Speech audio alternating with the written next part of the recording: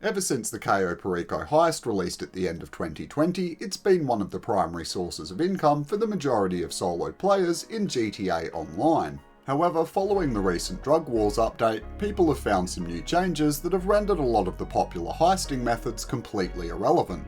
This is mostly to do with guards both in and out of the compound, who will now detect dead bodies that line their patrol path. Previously, this only happened with security cameras, but now everyone's eyes actually work, and you have to be a bit more strategic. If you take the wrong people out, eventually the Juggernaut or one of the other guards will notice a body, at which point the cones of vision will disappear from the map, you'll be told to put a mask on, and everyone will start shooting at you.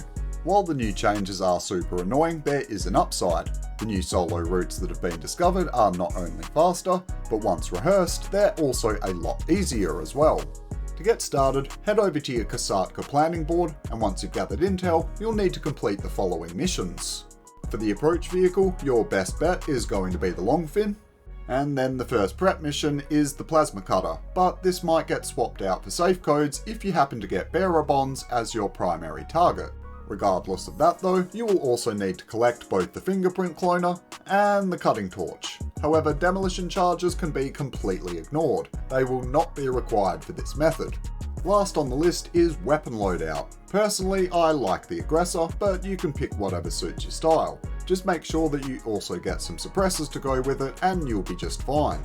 Onto the finale screen now, and you'll want to set the Longfin for your approach, main dock for the infiltration point, drainage tunnel for the compound, and for the escape point it really doesn't matter for this method, so just pick whatever you want. After you select outfits and go through the rest of the settings and loading screens, you'll eventually be spat out onto Cayo Perico Island, where as soon as you can, you should pull up your map and place a marker over here next to the airstrip. We'll be collecting our secondary loot first, and stealing the primary target after that. By getting this out of the way now, it means that we can make a speedy getaway at the end without needing to worry about the increasingly suspicious guards all over the island. As you approach the upcoming building, you'll notice an NPC that's moving from one side to the other. Following the recent changes, his body can actually be detected by patrolling cars, but as long as you take him out on this side of the hangar, you'll be completely fine. There are 4 potential secondary loot locations inside this building, so just follow my lead and I'll explain whatever you need to know along the way.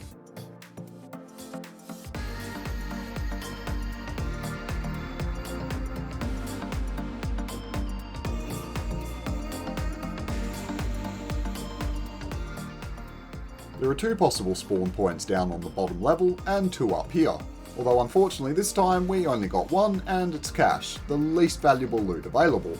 If you're playing solo, your first priority is going to be coke, followed by weed and then cash. Unless of course you've got paintings inside El Rubio's office, in which case you will want to consider prioritising that instead.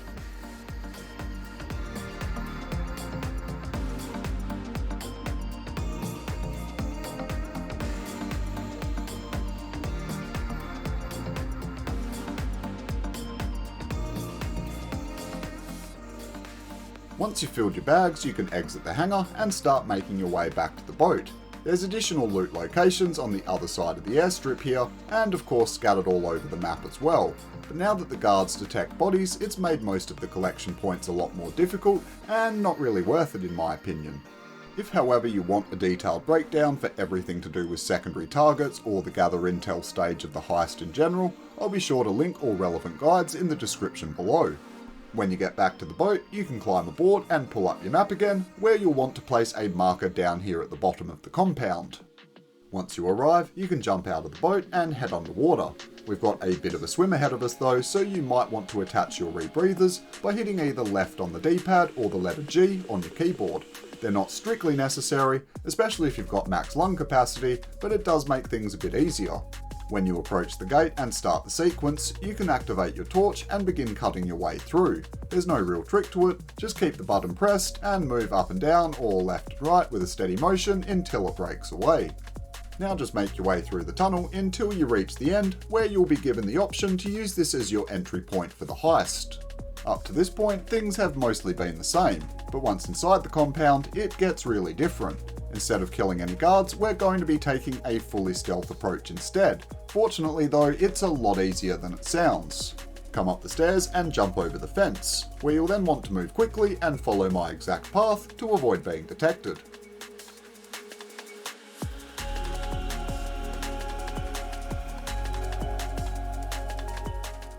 You will just need to keep an eye on this one guy who patrols this walkway and sometimes stands in front of the staircase. Don't come anywhere near the stairs until he's facing away from you and walking in this direction. He'll then stay over there for a good few seconds, which will allow you plenty of time to slip past.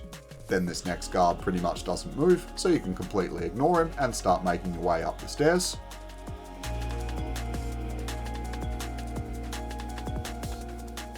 Then take cover on the wall here and wait for the next guy to make his rounds. It might seem a bit dodgy, but when he stops moving, you can simply slip past him and run up the stairs.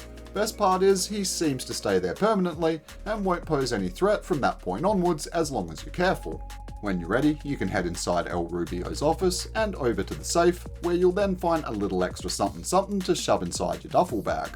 And once you've collected that, make your way over to the fingerprint scanner so that we can get to hacking and gain access to the basement, where we'll be collecting the primary target. The fingerprint hacks are super simple. The easiest way to approach them is first finding the top of the fingerprint, which is always really obvious and easy to see. Then it's just a simple matter of going to the same one that you selected last time, and then go one to the right. Then just follow that method all the way down until it eventually registers, and you'll be good to go.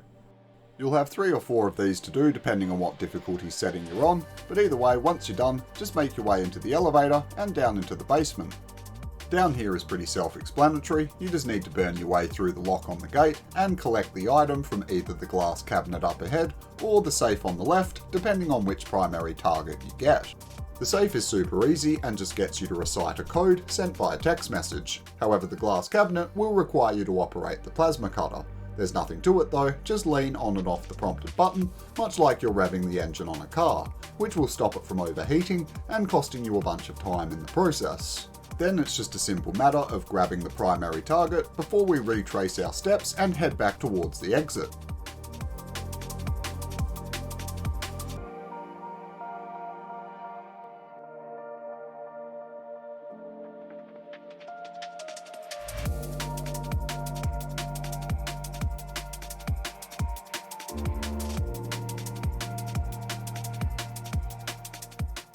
There's a guard that patrols the very marker we need to activate, so just wait here patiently until you're absolutely sure the coast is clear. As long as you position yourself correctly, no one will be able to see you, and you'll safely be able to wait for the best time to move. Then it's just a simple matter of running to the yellow circle on the ground and hitting the prompted button to select this as your compound exit point.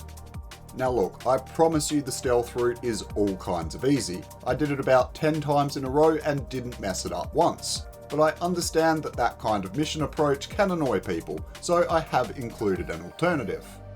Okay, so the last 3 guards that we encounter before El Rubio's office can technically be killed.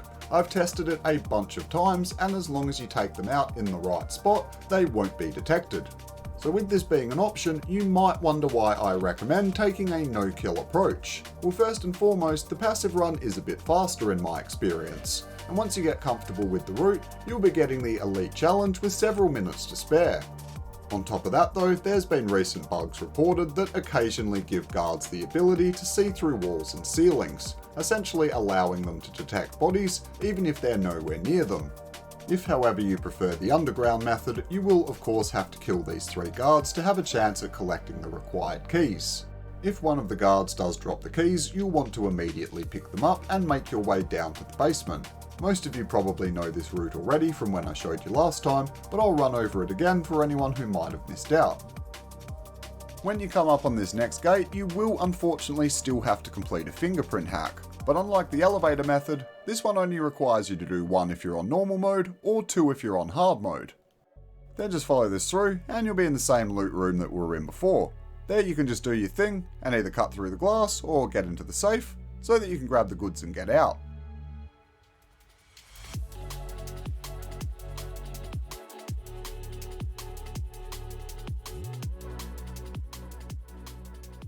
Once you're outside, you just need to make your way over to the edge of the wall, where if you position yourself correctly, you can directly jump up to the same path that took us to the exit before. Now it's just the same deal as last time, keep an eye out for the few guards that patrol this area, go over to the yellow circle and hit the button to get out of here. Okay, now we're outside, you can relax. The hard part's over with, and all you need to do is shoot the upcoming guard and take his bike before booking it to the escape point. There is a guard that will be passing soon, and he does patrol this road in a car. I've seen a lot of people saying that you need to kill him to avoid being detected and losing your elite bonus, but it's simply not true. Firstly, you can only mess up the elite challenge that way if you get detected inside the compound itself. Once you've collected the primary target and have come outside, it doesn't matter in the slightest. Also, as long as you move quickly, by the time the guy in the car discovers the dead body and triggers the alarm, you'll already be underwater and swimming your way to freedom. Now all you need to do is follow my path and look for the triangular pattern of mines on the outskirts of the water, where if you keep swimming beyond that point, the game will eventually fade to black and present you with the summary of your heist and how much you earned.